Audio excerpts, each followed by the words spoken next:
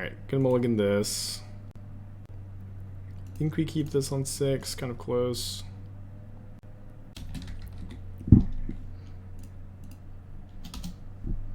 When it's mulled to 4. We mulled to 6, put back land already, right? Yeah.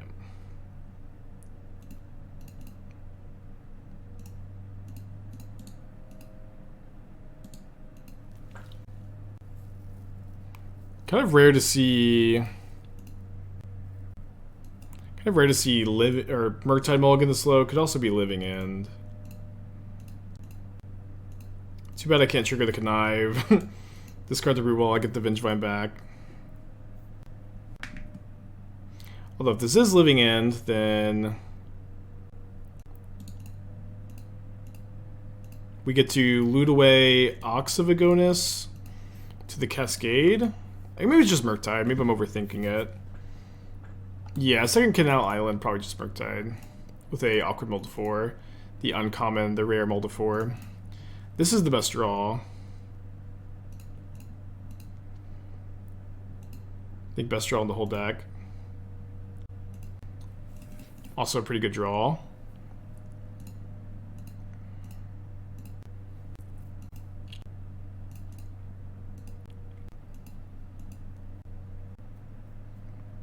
Then I can discard the Ox here, but I may want to connive it away if my opponent, you know, triggers connive for me. They're also stealing my Flameblade Adepts, which they can use to trade for my Vengevine, but I think that's okay because I do like actively want to get cards in the graveyard here for my Ox. Oko, thank you for the 6 months, appreciate you. Shredder is the best card since me. Me, Oko. Love for them to trigger Connive for me. They wisely do not. So if I fetch, I have 7 cards in my yard. I can go discard Ox, discard whatever I draw. I don't love that I have to exile the Vengevine, but it's probably okay to. Although maybe exiling 2 Vengevines is pretty painful. Let me just go attack, and I could potentially go Cookbook back Neonate. Cookbook back Neonate. And then Cookbook goes to the graveyard. And I can go Neonate, discard Vengevine, Ox of Agonas next turn. Sacks the Islet. Magus says 7 Pioneer events. Winota has won all 7. Well, I will say that local LGS tournaments are not great indicators of metagames and like format health necessarily. But Winota is also like I think the format would be much better with Winota banned.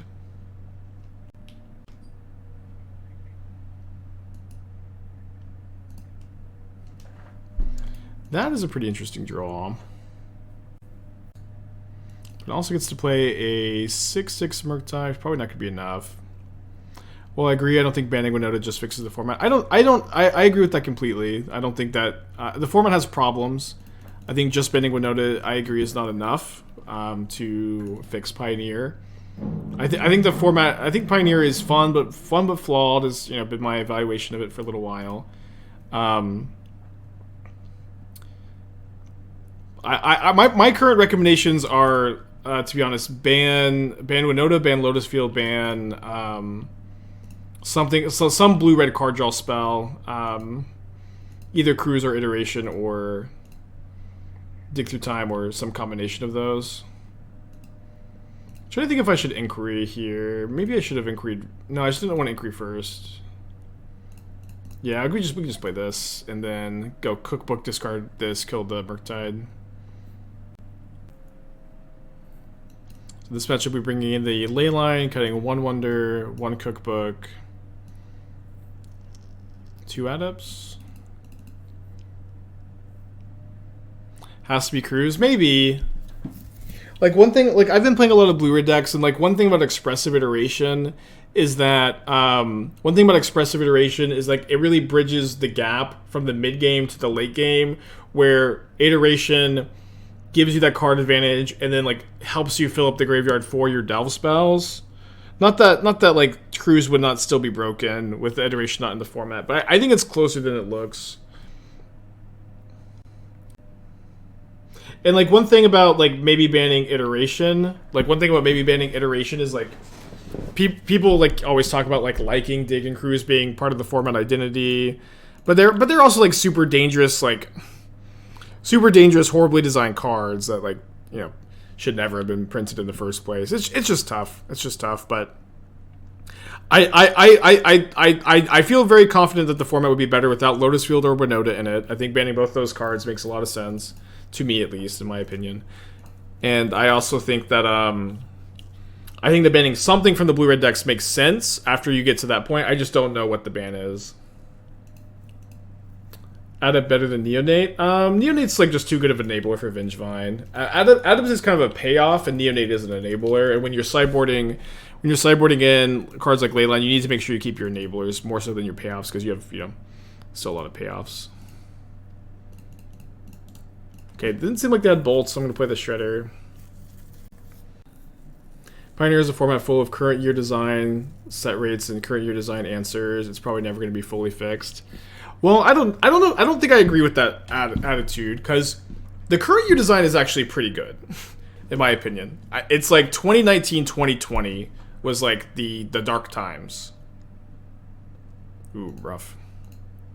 And like we are really not living in like the 2019, 2020 dark times. Set design's been pretty good for a while, and like you just have, you know, Lotus Field, Winota, and then, you know, like the delve spells really dominating the format. Some people also want to ban Nykthos too. Why Inquiry? Inquiry is, you know, why is Inquiry in the deck, or why you lead on Inquiry there? In this deck, you really need to believe in this card. That is the key to playing this archetype, is believing in the Burning Inquiry. Just like here, you gotta believe in it. And yeah, here we get to go. Well, yeah, it's probably worth it to play second Asmo to get my Vengevine back.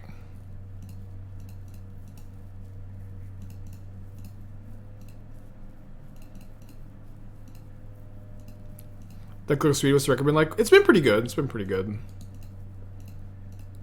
We definitely winning a lot.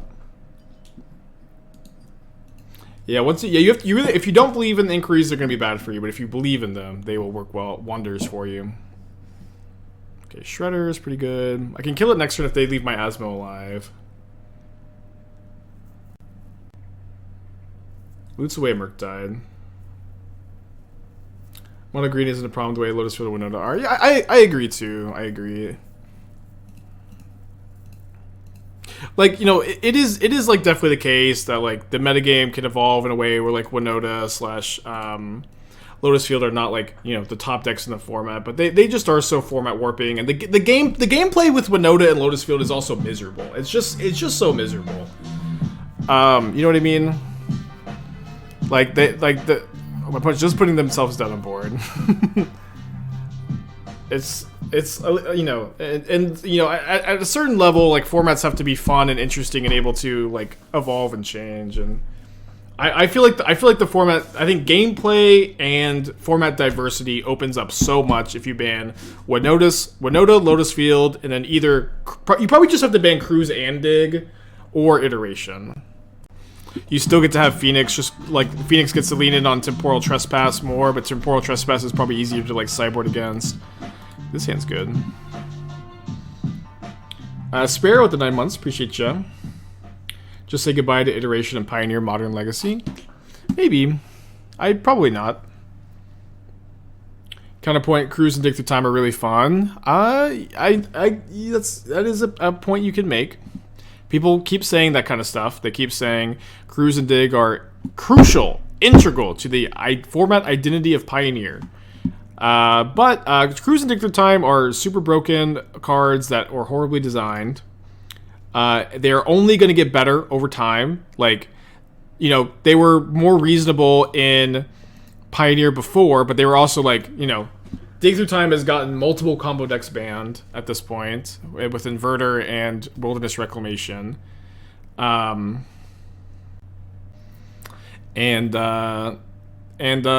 only going to get better. Like, Consider, like, printing Consider, and, like, it almost feels like when they printed Consider, they, like, they maybe printed that card with the mindset that Pioneer was dead, you know, or going to die. Because, like, I probably should have cycled this first. Ooh. Yeah, but, like, printing Consider is, like, kind of a mad thing to do. In a format with Dig Through Time Treasure Cruise. Like, that card was, like, such a huge upgrade to the Delve spells. Like, a really huge unnecessary upgrade. Ledger Shredder is a huge upgrade to the Delve spells. And they're just going to print more cheap cards that go to the graveyard and work well with Delve spells. Delve spells are, you know, very powerful payoffs, but they're payoffs that are, like, also very, you know, not very hard to enable or... And you know what I mean? It's like, so like maybe you don't ban Cruise and Dig right now, but they're always going to be problem cards in the format. They are always going to be problem cards in the format. Like Inverter combo would not have been that you could have banned Dig over Inverter, or Cruise and Dig over Inverter, but you didn't. You could have banned first Dig over the Wilderness Reclamation, because that was the best card in that deck too, was Dig, but you didn't. And this feels like a really good time to try to, like, wipe the slate clean a little bit with Pioneer, where people are getting back into the format. There is a renewed interest, and you know, this is going to be the Pro Tour format. There's going to be a lot of eyes on it. This feels like a really good time to try to make things better.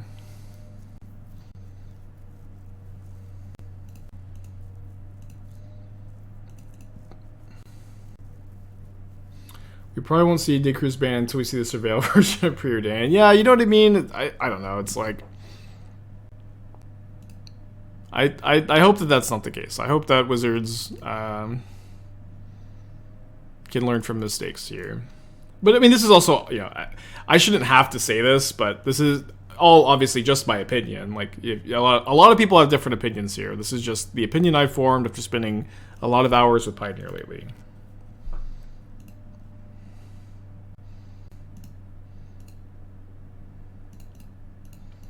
Exactly why we don't have a ban. Pioneer already has a format as a ban happy format. If they get everyone to buy in, there's banning, they'll buy out. I don't know. I don't think that attitude, like, I don't think that attitude is really ever true. People have make that point all the time, right? Like, Wizards doesn't want to ban anything because people have bought into the format. They say that all the time about Modern. They're like, people they don't want to ban anything because Wizards has bought in. But I don't think that that's true. Like, the reality is, like, bannings are an investment for your format, and Wizards has definitely, like, shown a willingness to, like, actually ban things that need to go. But, like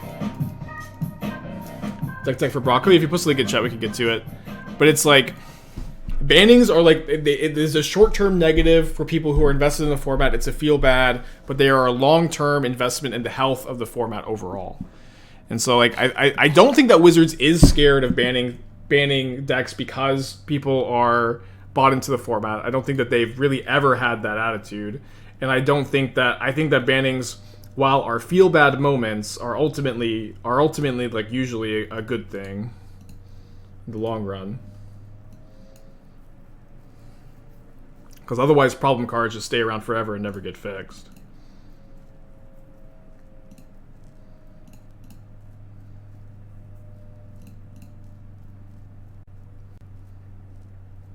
Ooh, if we had discarded this Rootwalla, we would have gotten to bring back the Vengevine this turn. Close. Still not a bad turn one. Grixis Shadow Awakener. So you're playing Thunderkin Awakener package with the Shredder Shadow plan. I am aspiring known Lightning Skelemental hater. I really think that this card is not that good. Ooh, good Soulguide Lantern. And I feel like playing Thunderkin Awakener as well in a shell like this that you have 2 Harbingers, 3 Skelementals. Like, when you naturally draw your Awakeners, they're going to be really weak a lot of the time. Which is probably something that you know. This is probably something that you know. But I don't feel like this plan is that good. Or at the very least, like, if you're gonna be playing, if you're in on Thunderkin Awakener Skelemental, I think you need to play 4 Skelemental, 4 Awakener, 4 Harbinger, 4 Unearth. Maybe you play Shredder, maybe you don't, but like you need to be like really in on it. You know, maybe like cutting the Channelers, cutting the Shadows, cutting like the Tainted Indulgences, cutting more of the interaction.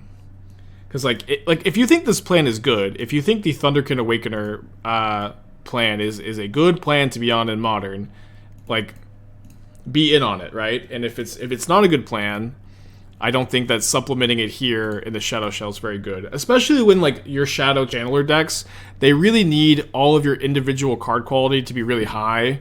You know what I mean? Like, you really can't have, like, dead draws, dead top decks when you're playing a Shadow deck. You need all of your cards to work together. So flooding out a bit, and they're going to get to heat my hollow one, which is kind of scary. Placing Awakeners with Unearths. Yeah, you could just do that. Just play Awakener, Harbinger, play full 4 Unearth, and then, like, doing that means that you have a different card evaluation of Lightning Skelemental than I do, which plenty of people do have the evaluation that Lightning Skelemental is a good card to play in Modern, and it's a powerful card. I'm really low on it. I really have disliked the card overall. It is, like, very fragile to removal. There are a lot of games where your opponents just get to tank the hit and kill you. It does not, you can never pivot into a more defensive plan with it. It's very easy to play around. It is a card that I generally dislike. But, I'm not always right on card evaluations. I think I'm okay at card evaluations, but I'm not always right. And if I think I'm wrong and you want to play Skelemental, that's fine. I dislike playing Indulgence over Expressive Iteration in a shell like this, where you're trying to, like, discard your Skelementals, but you just get to cast Skelemental then unearth it later. Skelemental's not a card that you need to discard to unearth for value. Like, you really need to be playing Expressive Iteration over Indulgence in the shell, especially because you can't turn on the draw 2 mode. Does that make sense? Okay, so pretty likely to go Shredder Fury, loot away Rootwalla. Second Rootwalla. Maybe that's what I'm pitching. No, I'm gonna pitch the Asmo. But I want to keep the Rootwallas for, like, future connives. Like, my opponent very might just, like, let me connive on their turn, right? And if I'm conniving a lot, I can also, like, Ox a bit faster in theory.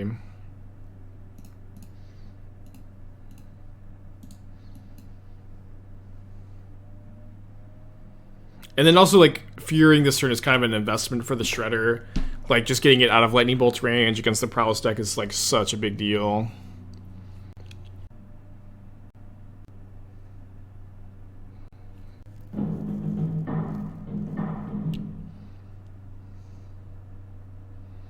But it's in the tank on if they want to cast a spell to trigger Connive or not. They decide not worth it.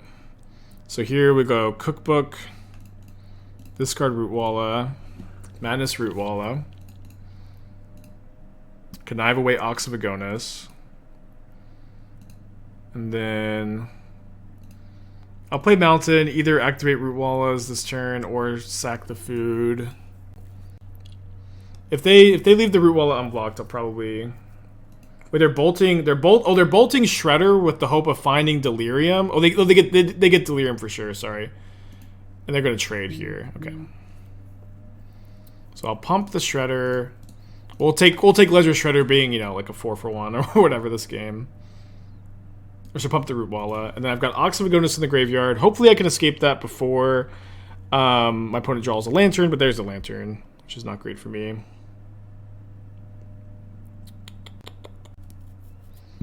Then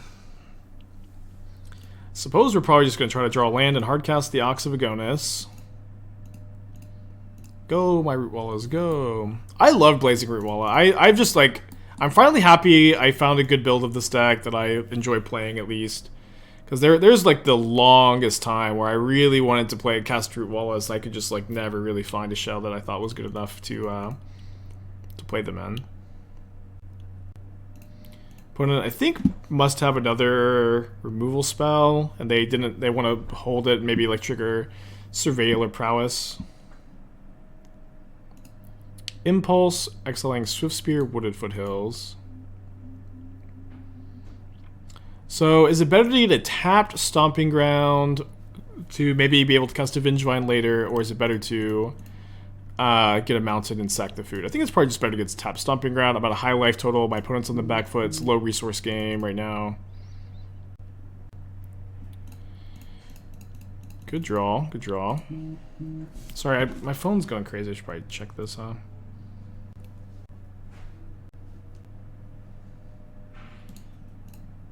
Anybody know anything about like an extended car warranty?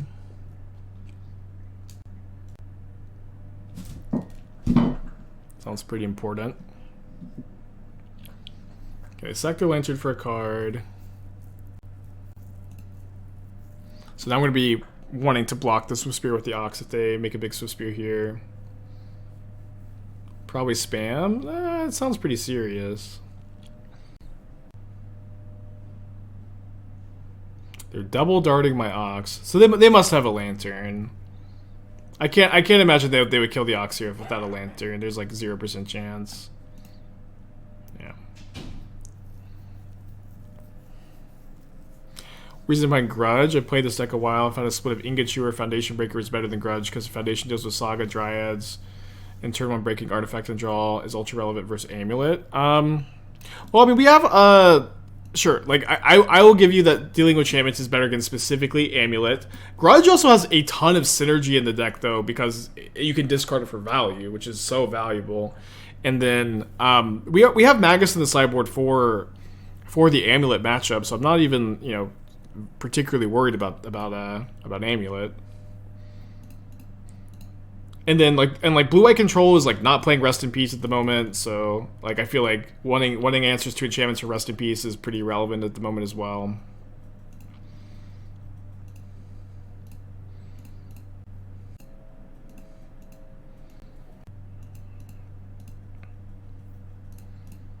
Am I gonna cast second cookbook? I guess so. But just like the full 4 Grudge, I think has been very good. The fact that like you can discard them for value is just like such a high upside. The card is like better against Hammer Time, better against the Saga decks in general, I think. Besides Titan, maybe. What's your record with the deck this afternoon? So I'm playing this deck in Leagues of the Challenge.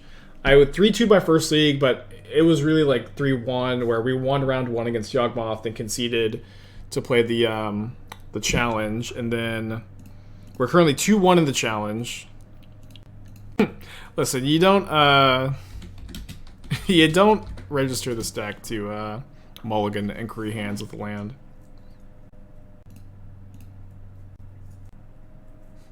Yeah, I don't think that I think Ancient Grudge is great. I'm really happy with playing the full 4. Yeah, time to discard 3 cookbooks. Yeah, the draw against blue-white control confirmed. I think I'm kind of down to thin a little bit. My total doesn't matter at all. It's blue-white. All right, hollow 1. Discarded 2 shredders though.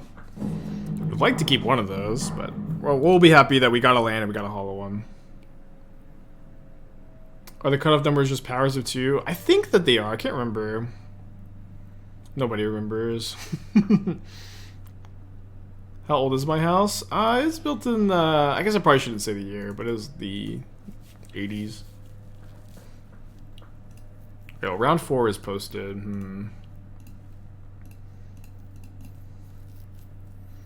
I guess I should have done this pre-combat because of Vengevine. Yikes. These cookbooks won't leave the hand. At least when I ask, When I ask the spirit that lives upstairs, she says, "Get out of my house that I built in the 80s."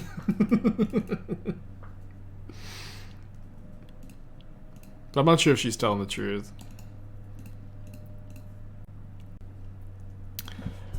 I'm just going to actually concede and play the challenge. Why don't Daredevil list? You're like just like not very in on the Asmo cookbook game plan here. In fact, like a lot of times you're just like happy to like have Asmo cantrips so you can discard whatever the cookbook. Discard other cards. Daredevil's a trap. Alright, we're entering stand mode. Because we've been buying a lot of stuff. Probably going to use it every day for years, so I'm feeling pretty good about it though. Thank you, Tim. Appreciate you. Yeah, definitely gonna keep this on the play. Opponent's on a mold of 6. It's crazy how often you have Shredder in play, and you're just like, if my opponent lets me connive, I win the game. If they just cast any second spell this turn, I win the game. What's the reason behind Grudge in the sideboard? Hammer Time is pretty popular. It's like a rough matchup without them. There's also like, you know, a few other artifact decks in the metagame. We've been playing against a lot of affinity decks lately, actually. But Grudge is also a super synergistic card in the deck where you get to discard it for value. There's not very many enchantments in the metagame. Blue-White Control is not playing Rest in Peace at the moment. There are very few Leyline of the Voids, and you can also just beat Leyline of the Void. Is there a reason to play a different deck between rounds? Just variety? Yeah, variety. This deck's also like more fun, kind of more of like a brain turn-off deck. What a good time. We keep top-decking Neonate at the perfect time.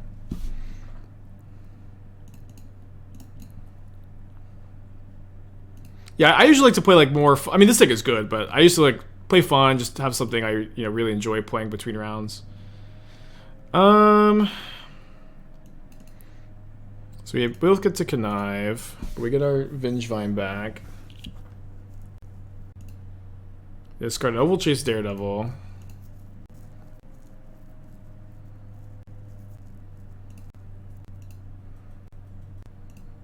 So I've this costs 1. I think because I'm not casting the Adept this turn, the Adept's like just gonna be a little too slow.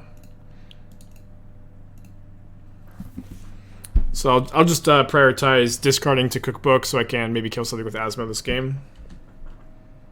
Is Fiery Temper and 8 Birds too spicy? I mean, you only have 8 discard outlets in the deck. It's not spicy so much as it's just probably bad. Unfortunately.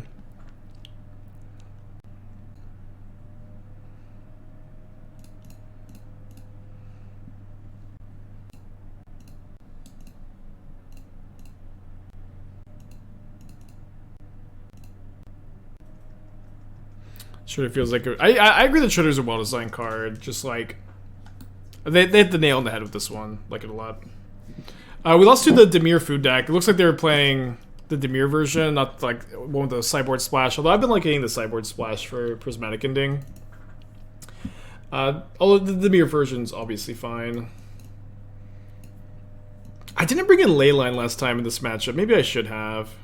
Oh no, sorry. Different sideboard. That was sorry. I don't have Leyline in the other version. I don't know if I necessarily want the Leylines though. Maybe I do. You sideboard something like this. Yeah, I'll bring him in. Yeah, so in the challenge we beat Murktide, we beat Blue-White Control, we lost to the food deck. I did punt game 2, like really bad. We may have lost game 2 anyways, but I did make a mistake, a big mistake. And then we just beat Jund in the challenge also. So 3-1.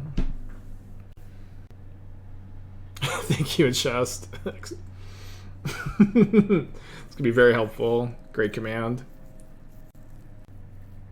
Yeah, I love the food deck.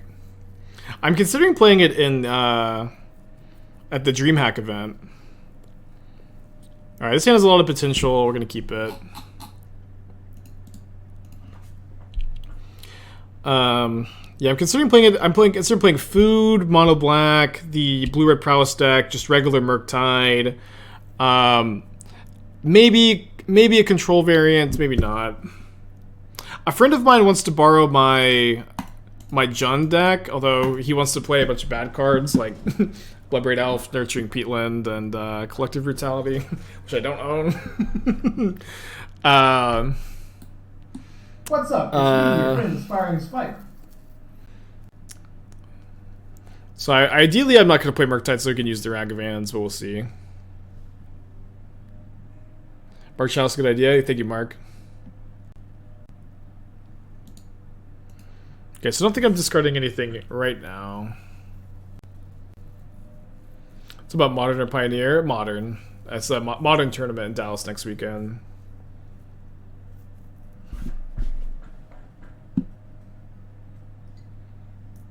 Milling over a second Manufactor is kind of interesting with Cookbook and Saga in play. Maybe has another one in hand.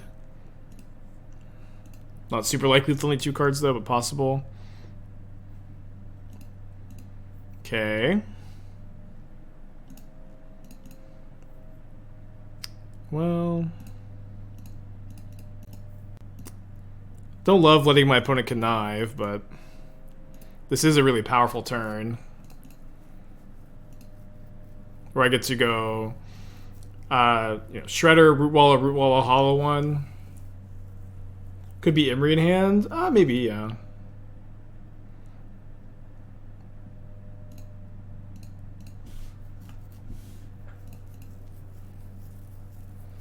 So I guess I save the Street Wraith for the next turn. Although I could cycle and like potentially cast another Hollow One this turn. I guess I'll do that.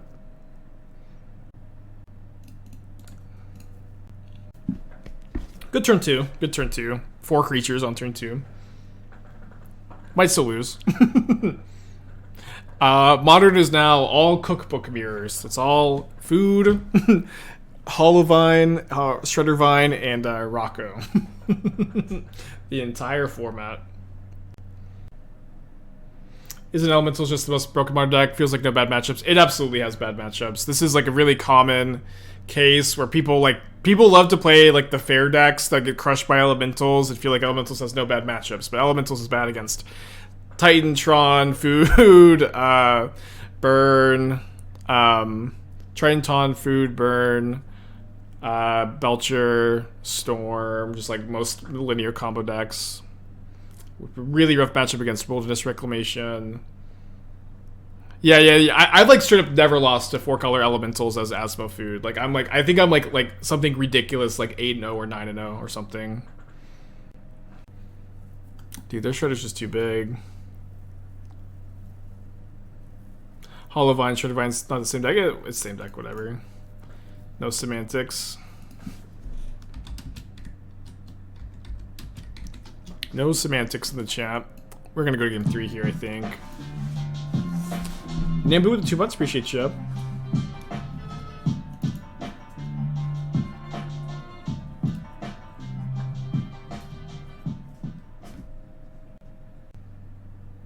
Been playing Yogg, feel okay against 4-color. Yeah, there are a lot of decks that are just like okay against 4-color. I think 4-color has like super polarized matchups against exactly Murktide and Hammer, and like random Jund decks that heroes like to play. It's also like pretty good against blue-white control, right?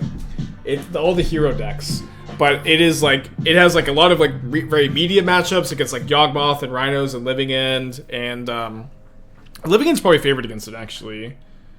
And then it has a lot of like, you know, rough matchups too, but less common matchups for sure. All right, YOLO. Nemu 2 months, Frost with Twitch Prime, Evan being hero in the chat. Thank you guys. What's the mulligan to 6?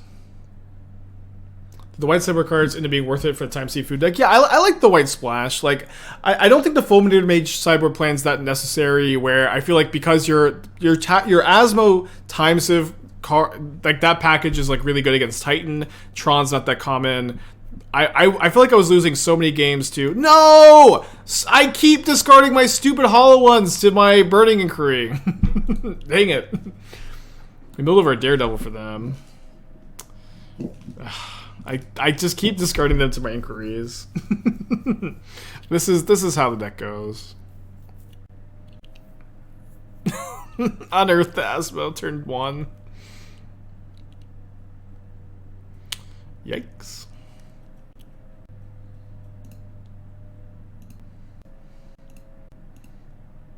Yeah, 2 gifted subs for deck tag. I didn't miss the deck tag earlier, did I? You gotta yell at me if I ever miss them.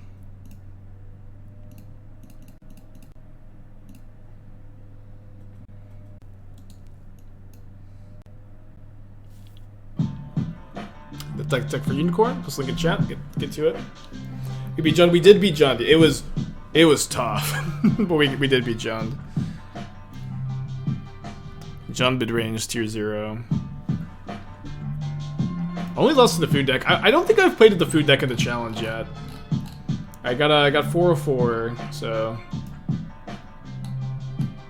need a working link.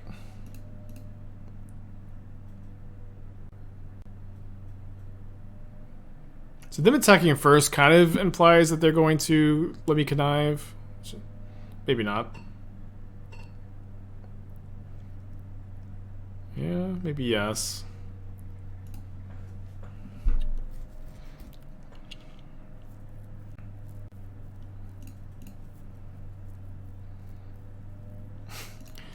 Alright, Inquiry. The first one was pretty bad. Let's hope this one's a bit better. I didn't discard the Grudge, it's kind of awkward. So I've cast 1 spell. So I can go Neonate Asmo to get back my Vengevine. But if I grudge the Cookbook, they just get to replay Cookbook off Emery. So I guess I'm going to cast the Asmo first. Connive. Boot away the Grudge so that I have a slightly bigger Shredder.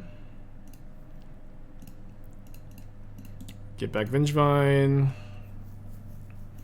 Only attacking for 7 though.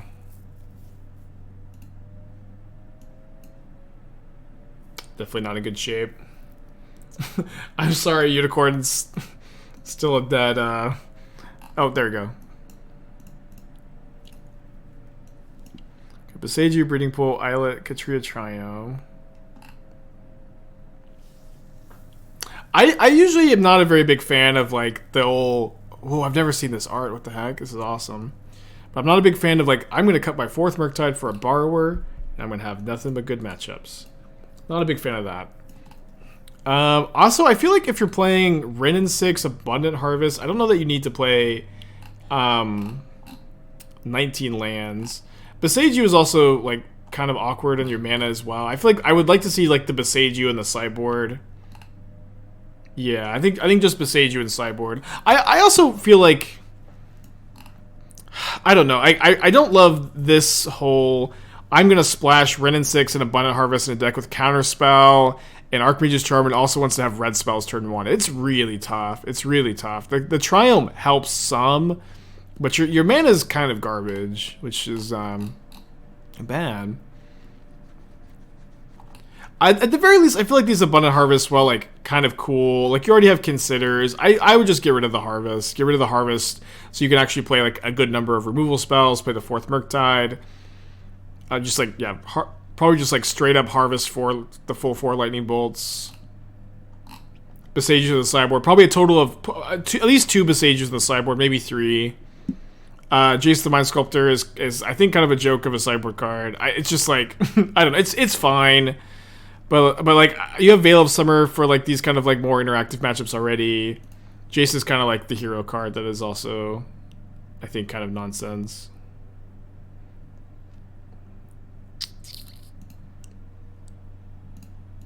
So I guess we go Cookbook first, then we cast the Grudge so we get our Connive.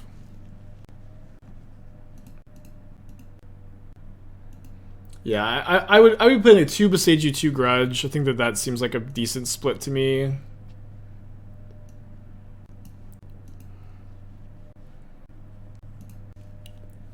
And then no Jace, no like random one of Lantern. I think.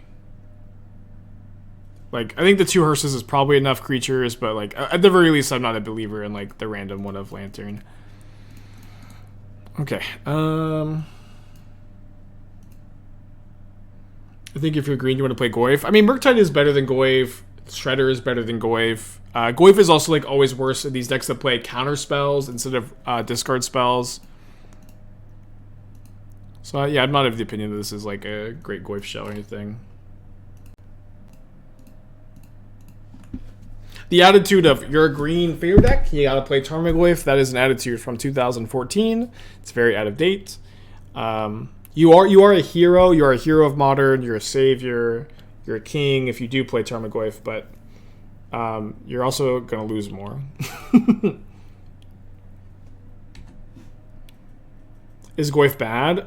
It's not bad, but it is worse in blue decks than it is in black decks historically and today too. And it is like worse than other options a lot of the time. Thoughts on Turbo Twin? I liked the Turbo Twin when it was around. I was always partial to like the LSV Grixis Twin though.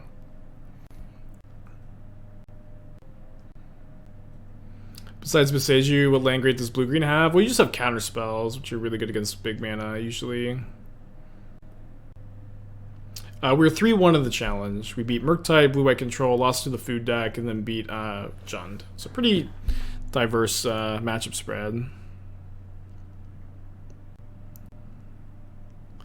Okay, so I have the options to either just cast this Vengevine, they block the Vengevine, take 5, or I can attack, use Cookbook to get back Neonate, and triple Vengevine the next turn. But I guess they're just going to get Graveyard Hate off the Saga, so I just cast this.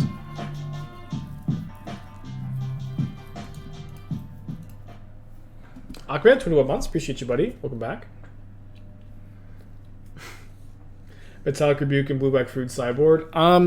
So this is like a really common thing to do, and I fell into this trap a lot when I was like, especially like back at the beginning of Kamigawa. I was brewing a lot of like blue artifact decks with specifically Moonsnare prototype, and for the longest time I was just throwing Metallic Rebuke in the sideboard. But like the reality is like, it is. You just want to play like Flusterstorm instead. Like I'm playing Flusterstorm in the Blue-Black Food sideboard, where that card is way better against the Cascade decks. You basically only want that card for the Cascade decks, and Flusterstorm is a much better counterspell in those matchups than Metallic Rebuke. But it's just like a really easy trap to fall into. You can play Metallic Rebuke in the main deck of decks like this, but it is like, in my opinion, a big trap to play them in the sideboard. My opponent's got 8 cards in their hand. I'm kind of surprised their draw was like so clunky here. Love to loot away any spell. Although, especially this one. Especially this one. Amazing. No cards in hand. Still casting a 0 mana card on my opponent's turn. You gonna play Dispatch these days? Which patch? Sorry. No, it's not that common.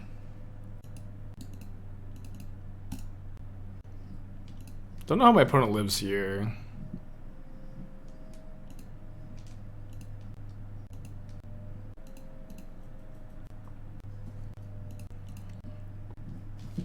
Okay. So we're 3-1 in the league, 3-1 in the challenge. Although our one loss was like we just conceded against Blue-White Control to go play the challenge.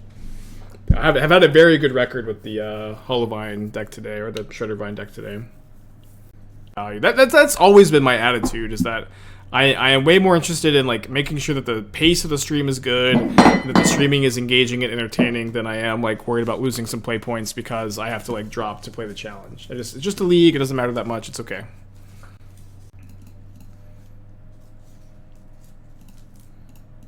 I'm doing it for you, chat. I'm doing it for you. I found the cutest spider. Esther keeps going, there's a giant spider, and it's like, it's like this big. Deck for vines? I sent this list to a friend. He said I was playing similar on stream. Will also be a DreamHack. Awesome. If you post a link in the chat, I can take a look. So 1 card discarded. Yeah, discard the mountain here. Okay, then I guess we can go Neonate, discard Rootwalla, cast Hollow One. Definitely not the best turn though. Maybe we'll draw another Hollow One. Vengevine. Okay, we're gonna have a good turn next turn. Neonate, discard Vengevine, cast Asmo. Shreddervine. Well, I'm playing that right now. It kind of looks like Shreddervine with a lot of nonsense one-drops and Urza Saga.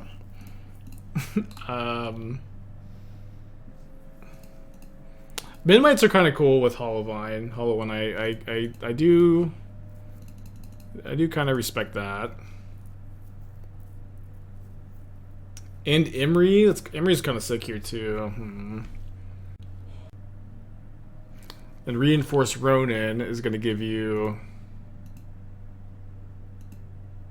you know, theoretically creatures. Reinforced Ronin is just so bad. I feel like you got to cut that card.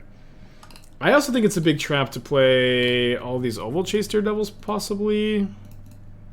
Maybe it makes sense in this more artifact focused version. I'm not sure. This is an interesting list.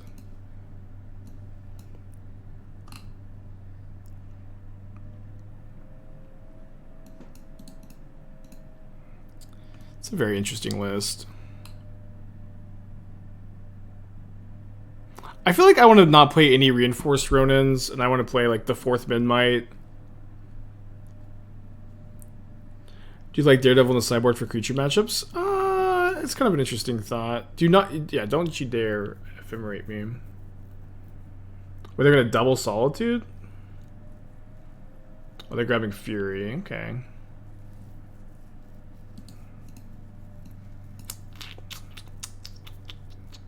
This is a tough one to figure out.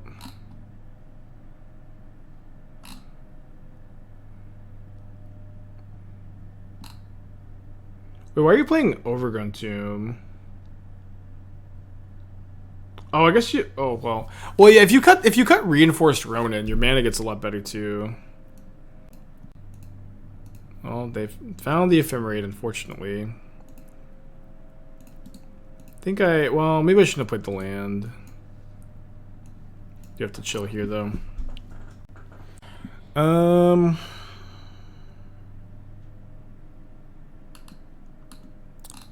guess your Ancient Grudges get worse. Grudge is an important sideboard card. Oh, you have the Epicers too. I missed the Epicers. Epicers pretty good here. This is like such a tough deck to figure out. I feel like the build's like fine. A very cool list overall. Ooh.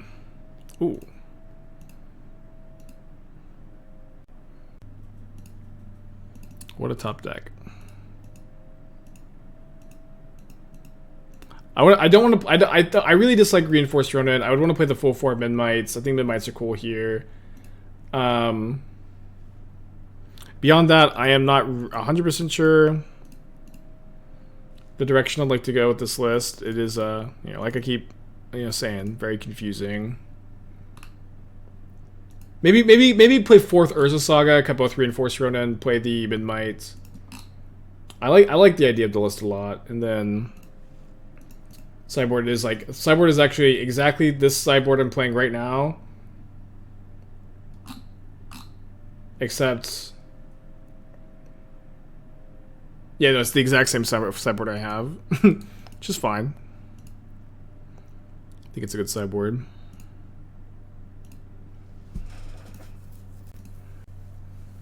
Your Ox is such a clutch draw. Magus Saga's awkward. It's not, because like you boarded Magus against the Titan and Tron matchups, mostly for Titan because Tron's not that popular. Then you cast Magus, win the game. Maybe you cut some Sagas when you bring in Magus, but it's just like it is a very narrow sideboard card for one of your deck's harder matchups without Magus Titan. You are just, in my opinion, totally okay. Totally okay having the anti-synergy to have what is very close to 3 mana win the game. Not quite 3 mana win the game, but very close. Not having removal versus rip is awkward. Not really. Like, this is something that is a very common perception. Where one, Rest in Peace is very uncommon in Modern right now. Blue-White Control is not playing Rest in Peace. There are a few obscure decks playing it, like Tribal Flames, like Blue-Red, Boros, Stoneblade, but it is a very uncommon thing to see Rest in Peace right now. And this deck can also just play through it. Like, you can cast your Asmo, cast your Shredder, cast your Rootwalla, cast your Hollow One, cast your Flameblade Adepts, and just, like, ignore Rest in Peace or Leyline of the Void. That is your plan. Loot them away with Shredder. You can just ignore it. It's okay. Rocco Asmo be a thing? It is. It is a thing. I'm not the only one to do it, but I've been working on this Naya Rocco deck. I've been liking it a lot. I played like 2 full streams of it 2 weeks ago. I'm a big fan of this one. Blending Rocco with Devoted Druid and Asmo has been a really good formula, I think. Is Burning Creed necessary? I kind of dislike the card because of the randomness. The card it is like a super powerful enabler. I understand like being reluctant to cast it, but I think the more you play this deck, the more you just like have to learn to love Burning Inquiry. I recommend learning to love Inquiry.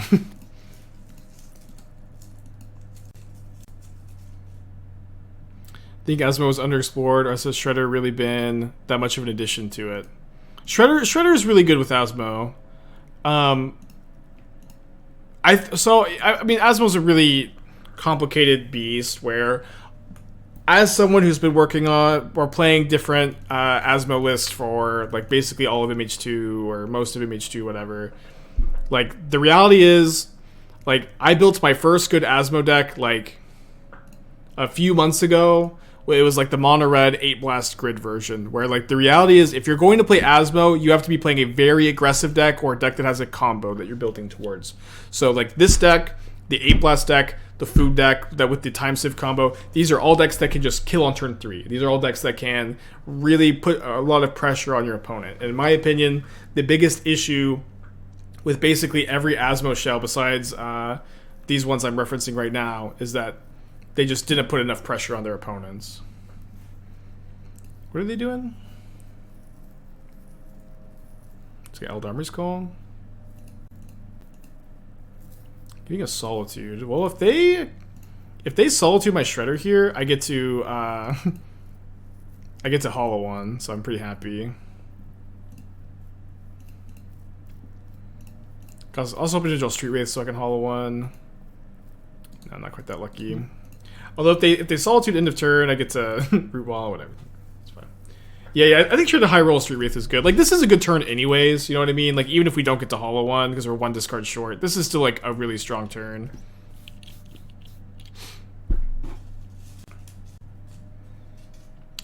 Okay, interesting that my opponent declined to Solitude. Am I going to return to that 8 blast? Or what was the conclusion? I mean, I liked the deck. I have so many decks in my like inventory at this point that I liked, and I don't really have like new ideas for. And it's like when I have a deck that I like, I don't have new ideas for. I usually just start working on other things until formats dry up a little bit, and I just kind of have to kind of like focus more on decks that I've already feel like I've kind of oh boy. Oh, no. So I forgot to discard a cookbook to Hollow One. Oh, man, so close. You know what I mean? Like, I have a lot of decks that I like a lot, and I've worked on. They're, like, a little underplayed, I think. But eventually you just have to move on and come back when you have a new idea for it. Oh, I didn't realize they double Besage you. It's funny. Did I explore any black-white Asmo shows with Vio? What are my thoughts on that? I feel like that's an archetype that's underexplored. So we 4-1 this league, and our one loss, we conceded game 1 against blue-white control to go play the challenge round, so that feels pretty good. And we opened a Kappa Cannoneer. That's a very good question. Aether Vio with Asmo. I have a ton of lists in my drafts that are Aether Vial Asmo decks. And the problem with Asmo is playing Asmo makes you want to play both Underworld Cookbook and Oval Chase Daredevil in a lot of these shells. Obviously, you don't have to play the full 4 Cookbook. You don't have to play the full 4 Daredevil. You don't even have to play any Daredevil. But your Asmos are usually worse without these cards, and with the like rare exception of like this hollow.